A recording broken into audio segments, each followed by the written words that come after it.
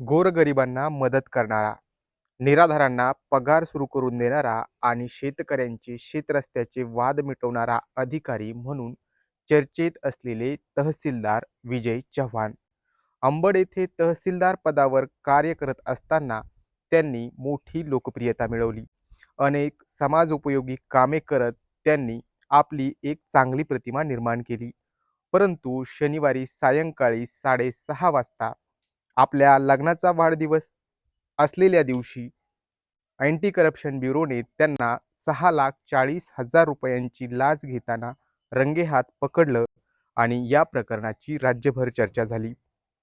तहसीलदार विजय चव्हाण हे एकीकडे चांगली प्रतिमा बनवत असताना दुसरीकडे दिवसाला तब्बल 1.5 लाख रुपये हप्ता वाळू माफियांकडून वसूल करत होते. त्यामुळे एका चांगल्या चेहरेमागचं काळं सत्य या निमित्ताने बाहेर आलं. या कारवाईबाबत अनेक चर्चा वितर्कांना उधाण आलं आहे.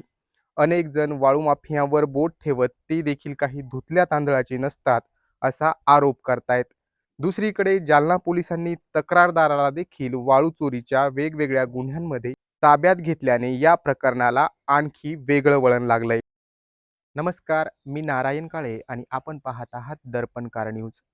अंबडचे तहसीलदार विजय चव्हाण यांनी आपल्या नोकरीची सुरुवात ही PSI म्हणजेच पोलीस सेवेपासून केली. यानंतर त्यांनी नगरपालिकेमध्ये मुख्य कार्यकारी अधिकारी म्हणून देखील काम पाहिलं आहे. ते मूळचे नांदेड जिल्ह्यातील कंधार तालुक्यातील आहेत. छत्रपती संभाजीनगर इथे देखील त्यांनी तहसीलदार म्हणून काम केलेलं आहे. अंबड येथे ऑगस्ट 2024 मध्ये रुजू झाल्यानंतर त्यांनी वाळू माफियांविरोधात मोठी मोहीम उघडली होती. त्याचबरोबर सर्वसामान्यांचे वेगवेगळे कामे करण्यात ते अग्रेसर होते. जमिनीवरील अधिकारी, कर्तव्यदक्ष अधिकारी म्हणून सर्वसामान्य नागरिकांमध्ये तहसीलदार विजय चव्हाण हे अतिशय लोकप्रिय झाले होते.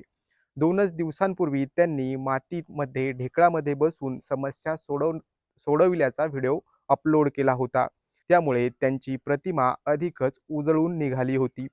अचानक आलेल्या ACB रेडच्या बातमीने अंबड तालुक्यातील सर्वसामान्य नागरिकांना एक प्रकारे धक्का बसला. तब्बल 6,40,000 रुपयांची लाच घेताना रंगेहात पकडल्या गेल्याची चर्चा थांबते न थांबते तोच सोमवारी जालना पोलिसांनी या प्रकरणातील तक्रारदाराला ताब्यात घेत या प्रकरणात नवा ट्विस्ट आणला. तक्रारदार सुयोग सोळंके याने यापूर्वी देखील वाळू चोरीच्या अनेक घटना केल्या आहेत. त्यामुळे त्याच्यावर वाळू चोरीचे अनेक गुन्हे गोंदी पोलिसात दाखल करण्यात आलेले आहेत. त्याचबरोबर त्याला 1 वर्षासाठी तडीपार देखील करण्यात आलं होतं. याच गुन्ह्यामध्ये जामिनावर तो बाहेर होता आणि तहसीलदार विजय चव्हाण यांनी याच तक्रारदाराला तब्बल 12 लाख रुपये लाचेची मागणी केली होती. 12 लाख रुपयांपैकी आधीची सर्व रक्कम तक्रारदाराने तहसीलदार यांना दिलेली होती. तर उरलेली रक्कम घेताना तहसीलदारांना पकडण्यात आलं. या प्रकरणामध्ये तक्रारदाराला ताब्यात घेतल्यानंतर अनेक जण तहसीलदारांना पोलिसांनी वाचवण्याचा प्रयत्न केला असा आरोप केलाय. तर दुसरीकडे तहसीलदार यांची पाठराखी देखील वाळू माफिया हे काही खरे नसतात, सत्यवादी नसतात किंवा ते कोणाचेच नसतात अशा प्रकारचे आरोप केले जात आहेत. दोन्ही बाजूंनी टीका टिप्पणी आणि वार प्रतिवार होताना पाहायला मिळत आहेत. जालना पोलिसांनी देखील हेतुपुरस्सर कारवाई केली का असा सवाल उपस्थित केला जातोय.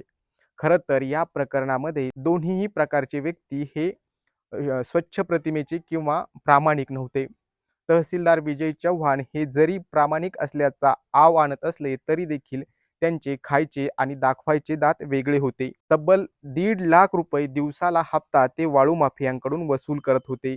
तर दुसऱ्या बाजूला वाळू माफिया हे देखील एक प्रकारे सरकारी महसुलाची चोरी करत होते.